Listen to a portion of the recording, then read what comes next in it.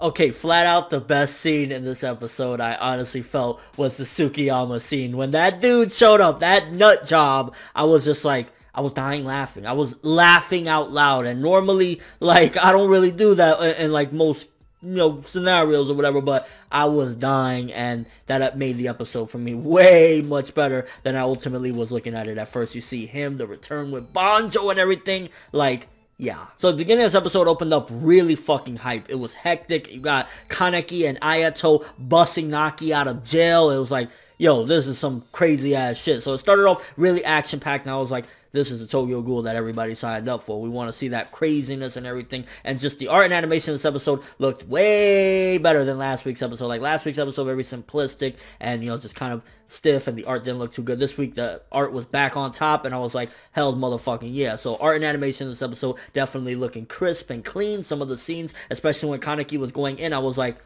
damn. And yet again, this episode was mixing some of the stuff that happened in the manga with some original content and things that we didn't see in the manga. So I, again, can expect certain aspects of the manga to make its way into here. I don't know exactly what, but judging from what they're doing, it's mixing some, manga stuff and everything. And it's just like, wow, even small, like, things like a line or two here or there, they're actually putting in there. So it's not completely, an alternate route. It's basically, again, Suishida's initial draft of what he wanted to do. And I think they're just connecting the dots from point A to point B. Because a lot of this episode is definitely exposition filled, and I know some people get turned off by that. I mean, it's not the most interesting, to be honest with you. Some of it does get a little bit like, because, you see Toka, she's like walking around, she's really just depressed over Kaneki leaving. Understandable at the end of the day, but then you get like Hide and the conversation she has with him, and that was actually from the manga, by the way, which is pretty fucking cool that they, again, are keeping some of the aspects from the manga in there. But yeah, a lot of it was just really exposition driven, kind of showcasing a little bit of the characterization, and sometimes it stands out that, yeah, this is anime-only material because it just feels very dialogue-heavy and just kind of just giving us, again, exposition, but it isn't the most interesting some of the time. And I mean, is it just me, or does it feel like Nishiki or Nishio's character has changed a lot? I mean, yeah, he's not completely, like, a bad piece of shit in the manga either, but, like, it just feels as though Nishio, what happened to the asshole? Like, he's not really almost nothing like he was back then, and people don't just change dramatically. Like, where he's like, hey, let's go to college, and, shit like that. It's like, Nishio, like, Kimi must be giving it to you good. And then that nut job Juzo getting Jason, like, that is so fucked up, honestly, that what Jason basically become. He went from a nut job, which, to be honest with you, I don't get how Naki was so depressed and miserable missing him and shit like that. Like, what qualities about him would make you, like, give enough of a fuck to be crying there like that? But regardless of what, we got an upgrade with Juzo now. He got the Jason, like, fucking psyched and shit like that, so we got some epicness going on there. And again, it was just a lot of small progression with exposition with this episode. I think the beginning of this episode was awesome.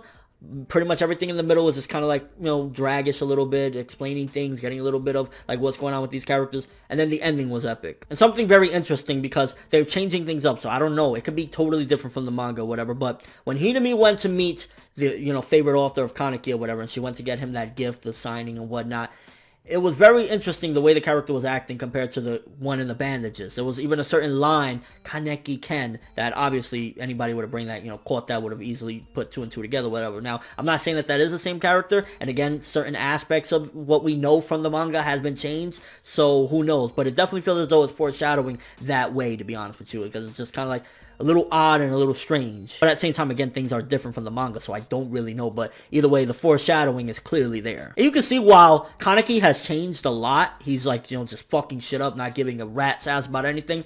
Some of who he used to be is still in there, because he was pitting Naki a little bit at the end of the day. And when he wrote out Yamori or whatever, he was like, you can see he's not completely a piece of shit. And I think that we need, in the next couple episodes, some explanations. I think that it's already been too long, even though it's only been 3 episodes, but remember, it's going to be 12 episodes, which I wish it was 24, but that's besides the point. We need explanations. We need to know, why is he with Aogiri? What is his goal? What's up with these mysteries? There's just so much mystery, and we're not really getting any answers. We're just getting, like, exposition regarding the inspectors and shit like that, and Toka going to college. Like, that's not what we need or really want right now. We want more of that Kaneki. Give us more reasoning and what's going on. Who are these two ghouls that seemingly are half-breeds as well? There's a lot of questions, but we're not really getting any answers. And again, we're already, what, a fourth of the way through the series? So yeah. And then, like I said, the whole scene with Tsukiyama showing up, oh my gosh, just bringing him back into the fold, already fucking awesome shit. And seeing Banjo as well kind of makes you wonder, like, how long will it be until they reunite with Kaneki? And what is Kaneki going to do when they do reunite? Is he going to just, like, fight them? Or how is he going to act? I mean, I honestly think that somewhere in there, the real Kaneki that we care about is. It's just like, he's surrounded by a lot of shit, and sometimes you gotta do fucked up shit to get where you need to go. And then a little cliffhanger with Kaneki and Ayato seemingly in front of like a prison to break someone out or something. So overall, this episode, again, like I said, awesome beginning. The middle was very exposition heavy and just kind of like the characters not doing too much. And then the ending was epic. Middle should have been a little bit more exciting, whatever. But nonetheless, it was still a good episode. Leaning between a 7 to a 7.5 for this episode. It was good.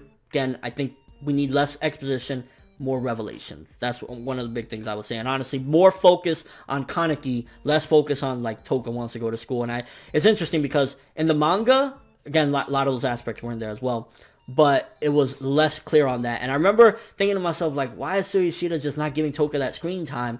But I'm starting to understand why, because it's just not the most interesting thing. It's just some girl going to college and being depressed that her not really boyfriend isn't there for her. So I get why he skipped it in the manga, and while it's adding more substance to the character and giving us, oh shit, so this is what's going on with Toka, at the end of the day, it just kind of feels a little sluggish. But I'm really excited to see more of that Kaneki, him fucking going in with Ayato. It's so weird seeing them working together. I'm more excited about that though. The Tsukiyama stuff as well, as like, he wants that Kaneki. And yeah, good episode. Let me know what you guys thought of this episode though. Did it feel a little too sluggish for you? What do you think is going on? Any anime only viewers that are kind of, or people in general, because again, things have been changed so much. What do you think? Is that the same person that under the bandages that was like the author or whatever? Or is it something completely different? Did they change it? What are your thoughts? But that's all I have for this review. Thanks for watching. Hope you enjoyed. If you liked anything I had to say or enjoyed the video, drop me a like. I'd greatly appreciate it. And if you haven't subscribed, if you do so as well, that'd be awesome. I'm ForneverWorld, and as always, people, have an awesome day.